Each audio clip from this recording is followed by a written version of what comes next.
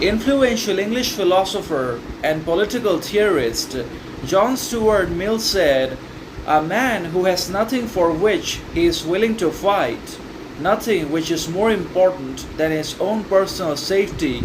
is a miserable creature and has no chance of being free unless made and kept so by the exertions of better men than himself." Meaning, we actually always need something for which we are willing to fight and die all our lives. We actually have to have at least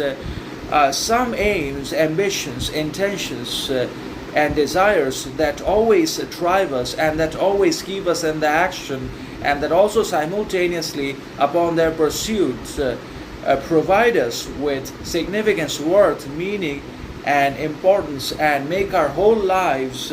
meaningful, worthy in one way or another. And that means we have to have definitive goals, aims, intentions, and purposes and ambitions that always keep us in the game, even in the midst of life's pains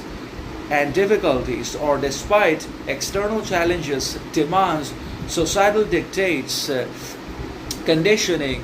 and complexities, or even in the face of government's own discriminations and partialities. And even if we are struggling and suffering a lot from our personal tragedies or traumas, then also we have to have at least one goal, aim, intention, or purpose for which not only are we willing to fight through anything or anyone, but also we're willing to basically die our whole lives. Now, it could be education, the search for truth, the pursuit of knowledge, the consistent development and acquisition and upgrading of character, morality, authenticity, wisdom, sovereignty, individuality, discipline, intention, etc. It could be anything. For some, it's music. For others, it's dance, art, painting, philosophy. But we have to have at least one branch of knowledge, or at least one aim, or a few aims, intentions, and purposes that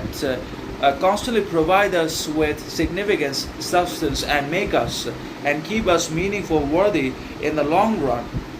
even in the midst of life's constant suffering, struggle, pain, challenges, and difficulties. And the man who has nothing